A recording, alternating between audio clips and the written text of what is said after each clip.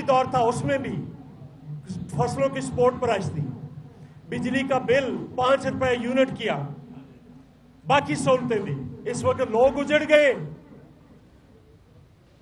پنجاب کی تاریخ کا سب سے بڑا سیلاب ہے پنجاب میں، سندھ میں 22 میں آیا، سندھ میں 10 میں آیا۔ 10 کا سیلاب ایک دریا سے گزرا تھا، یہ تینوں دریاؤں نے آپ کے اڑا کر رکھ دیا، سب کچھ آپ کی زرعی معیشت اڑا کر رکھ دی۔ یہ بھی جو فلسفہ دان کہتے ہیں نا کہ صنعت لگائیں، صنعت کے ہم مخالف نہیں ہیں، لیکن صنعت 8 سے 10 سال میں اٹھائے گی، زراعت آپ کو 1 سے 2 سال کے اندر آپ کی معیشت کو ٹرن اراؤنڈ کر سکتی ہے۔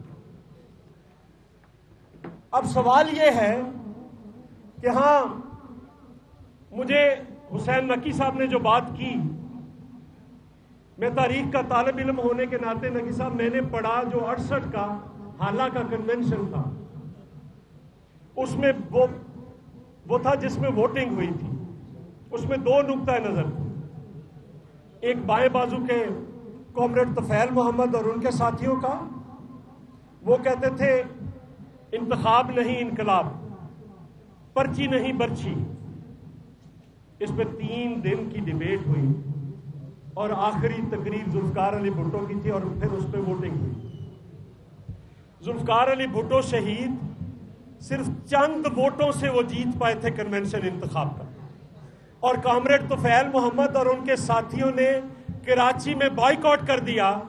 بائیں بازو کے سارے لوگ اس انتخاب کا بائیکاٹ کر گئے، نتیجے کے طور پر کراچی کے اندر دائیں بازو جیت گیا، جس کی سزا آج بھی کراچی کو مل رہی ہے۔ اور پھر المیہ یہ ہے کہ یہ بات تو چوئن لائی نے بھی کی تھی ذوالفقار علی بھٹو کو، جب وہ آخری گئے تھے وہاں پہ۔ بھٹو صاحب نے کہا تھا کہ میں انقلاب کرنا چاہتا ہوں۔ بھٹو صاحب نے لکھا اپنی کتاب، اس نے کہا تھا آپ کے پاس تو وہ پارٹی نہیں ہے، وہ کیڈر نہیں ہے،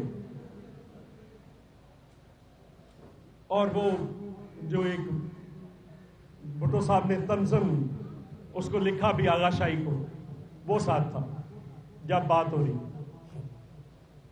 تو بھٹو صاحب نے وہ ماؤس اور ریٹ کی بات کی تھی نا، جو اعتزاز صاحب نے پھر اسمبلی میں کی، تو وہ سب سے پہلے جو بندہ چھوڑ کر گیا وہ آغا شاہی۔ نقی صاحب، میں یہاں پہ شیخ رشید صاحب کا ایک بات کر کے اس کا جواب دینا چاہتا ہوں۔ ہم چاہتے ہیں پیپلز پارٹی کے اندر جب تک ڈیموکریٹک پروسیس نہیں آئے گا، جینون لوگ سامنے نہیں آ سکتے۔ ہو سکتا ہے 1 میں نہ آئے، 2 میں نہ آئے، 3 میں نہ آئے، پھر جینون لوگ آ جائیں۔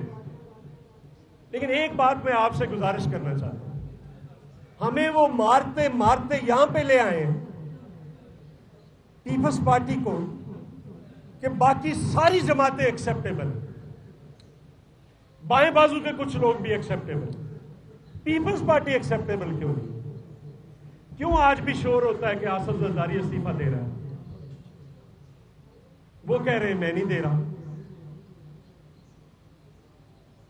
شیخ رشید صاحب مرحوم بطور سینئر وائس چیئرمین پارٹی کے قائم مقام چیئرمین تھے۔ رضا اشفاق بیٹھے ہیں، ان کے والد صاحب سے ہمارا وہ چونیا میں پریکٹس کرتے تھے، ہمارے ضلع میں آتے جاتے تھے۔ شیخ صاحب نے یہ اپنی زبانی بات، شیخ صاحب نے کہا تھا بھٹو صاحب کو جا کر کہ یہ جاگیردار سازش کر رہے، مجھے نہیں مان رہے، اور اگر یہ مجھے نہیں مان رہے، یہ پیپلز پارٹی میں ڈسپیوٹ کرنا چاہتے ہیں، یاسین بٹو سے لے کر سارے لوگ۔ میں چاہتا ہوں کہ پیپلز پارٹی یونائٹڈ رہے، اور میں تجویز کرتا ہوں کہ آپ بیگم نصرت بھٹو کو چیئرپرسن بنائیں۔ چلو رانا صاحب میرے سے زیادہ تفصیلات بہتر جانتے ہیں، وہ ایکسپلین کریں گے۔ اور جب بھٹو صاحب سے ایک بار بیگم نصرت بھٹو ملنے گئی تو بھٹو صاحب نے پوچھا کہ میری پارٹی باہر کیا کر رہی ہے؟ تو بیگم صاحبہ نے بڑا تاریخی جواب دیا۔ انہوں نے کہا تھا زلفی تم کون سی باہر بلشویک پارٹی چھوڑ کے آئے ہو؟ تم کون سی باہر انقلابی پارٹی چھوڑ کے آئے ہو؟ اور وہی ہوا کہ وہ سازشیں کرتے کرتے کہاں تک چلے گئے. اور شیخ رشید صاحب کا کیا نقطہ نظر؟ اگر آپ پارٹی چھوڑیں گے تو یہ جگہ خالی نہیں رہے گی. اگر ہم چھوڑیں گے، بائیں بازو کے لوگ چھوڑیں گے، تو دائیں بازو کے آ کر جاگیردار آ کر فیلن کریں گے. لوگ نہیں چھوڑ رہے پیپلز پارٹی کو. یہ سبق ہے روایتوں کا. میں ایک معافی کے ساتھ ایک اور بڑے آدمی کی مثال دینا چاہتا ہوں. لینن جو روس کے انقلاب کا ایک بہت بڑا معمار تھا، قائد تھا. اب ہم جب کہتے ہیں کہ ان سے غلطی ہوئی تو ہمیں لوگ گالیاں دیتی ہیں، چونکہ وہ ان سیاسی قائدین کو بھی پیغمبروں کی طرح پوچھتے ہیں کہ وہ کوئی غلطی نہیں کر سکتے. پہلے جب وہ Russian social democratic labour party میں، ان کے گروپ کا نام تھا بولشوک پارٹی، مینشوک تھے، بہت اور مختلف پارٹیاں ایک پارٹی کے اندر. اس پارٹی کا کمال یہ تھا کہ وہ RSDLP کہتی تھی کہ آپ جو مرضی فیکشن رکھیں، اپنا پرچہ نکالے لے کر رہے اس پارٹی میں لوگ تھے. جب لینن کو کہا کہ آپ نے تو بہت بڑی تعداد جیت لی، اب آپ ادھر کیا کر رہے ہیں؟ یہاں پہ تو سارے رد انقلابی لوگ بیٹھے ہیں، باہر نکل لیں. لینن نے کہا تھا کہ میں جب تک اپنی آخری پارٹی کا آخری محنت کش طبقے کا آخری آدمی نہیں جیتا، میں نہیں چھوڑوں. اور پھر غلطی کہاں پہ کی؟ جب دوسری انٹرنیشنل، جس کی آج بھی پیپلز پارٹی ممبر ہے، جب اس کو چھوڑا اور تیسری انٹرنیشنل کا اعلان کیا، تو جو محنت کش طبقے کی نفسیات ہے، جس کو پہلے وہ سمجھ رہا تھا، اس وقت غلطی کی، نہیں چھوڑا. کمیونسٹ پارٹیاں اور سوشلسٹ پارٹیاں بنائیں یورپ کے اندر، لیکن لوگوں نے اپنی روایتی پارٹیاں نہیں چھوڑیں. وہ اس میں رہے، سوشل ڈیموکریٹک پارٹیوں میں رہے، SDP میں رہے، جرمنی میں، ہر جگہ پہ کمیونسٹ پارٹیاں علیحدہ ہو گئی، محنت کش طبقے کی پارٹیاں تقسیم ہو گئی، جس کے نتیجے میں وہاں پہ آمریت آ گئی، فرانکو کی، ہٹلر کی، سب کی. اس غلطی کا نتیجہ آج ہمارے سامنے ہے. تو میں یہاں پہ جو پاکستان کے اندر بائیں بازو کے چھوٹے چھوٹے گروپ بنے ہوئے، میں ان سے بھی گزارش کرتا ہوں کہ آپ کچھ سروس نہیں کر رہے. آپ کچھ سروس نہیں کر رہے. صرف پیپلز پارٹی کے اندر بائیں بازو کے نقطہ نظر کو کمزور کر رہے ہیں. آپ ایک دوسرے کو بھی نہیں مان رہے. اور اس وقت حالت یہ ہے کہ ہم تو نعرہ لگاتے ہیں نا کہ چونکہ روایتی پارٹی کو صرف دو چیزیں مار سکتی ہیں، یا انقلاب مار سکتا ہے یا رد انقلاب مار سکتا ہے. اگر ہم نعرہ لگاتے ہیں نا زندہ ہے بھٹو زندہ ہے، تو ضیاء الحق بھی زندہ ہے. ہم آج تک ضیاء الحق سے لڑ رہے ہیں، اس کی پیدا کی ہوئی لیڈرشپ سے لڑ رہے ہیں، کلاشنکوف کلچر سے لڑ رہے ہیں، فرقہ پرستی سے لڑ رہے ہیں. ہم جو کچھ اس نے بیج بوئے تھے وہ آج انڈیا میں مودی بو رہا ہے. مودی انڈیا کا ضیاء الحق ہے. یہاں پہ بھی جو کچھ اس نے کیا آج تک ہم اس سے لڑ رہے ہیں. لیکن یہ لڑائی میں فتح ہوگی، یا رد انقلاب جیتے گا یا انقلاب جیتے گا. اور انقلاب کا راستہ صرف پیپلز پارٹی سے ہو کر گزرتا ہے، کہیں اور سے نہیں ہو کر گزرتا.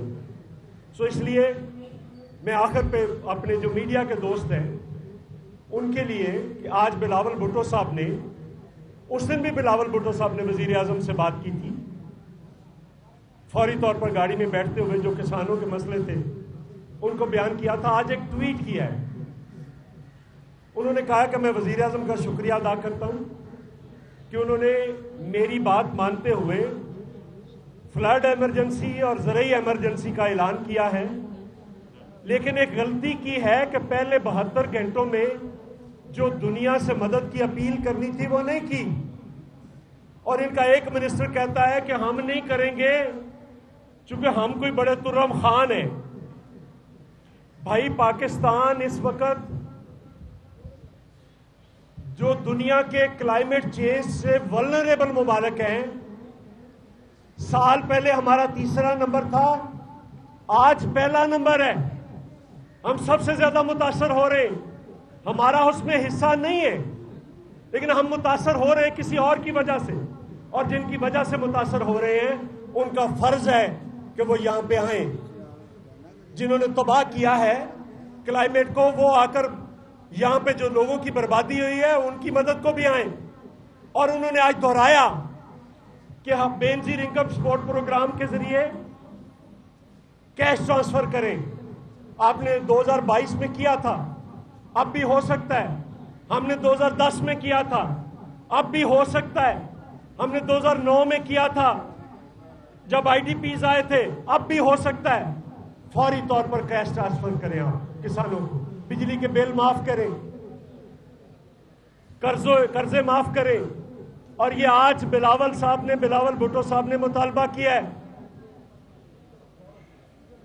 اب مسئلہ یہ ہے کہ ان مطالبات کو اگر یہ گورنمنٹ نہیں مانتی تو آج انہوں نے فوری طور پر کہا کہ ہمارے تمام لوگ تمام اسمبلیوں میں ریزولوشن جمع کرائیں.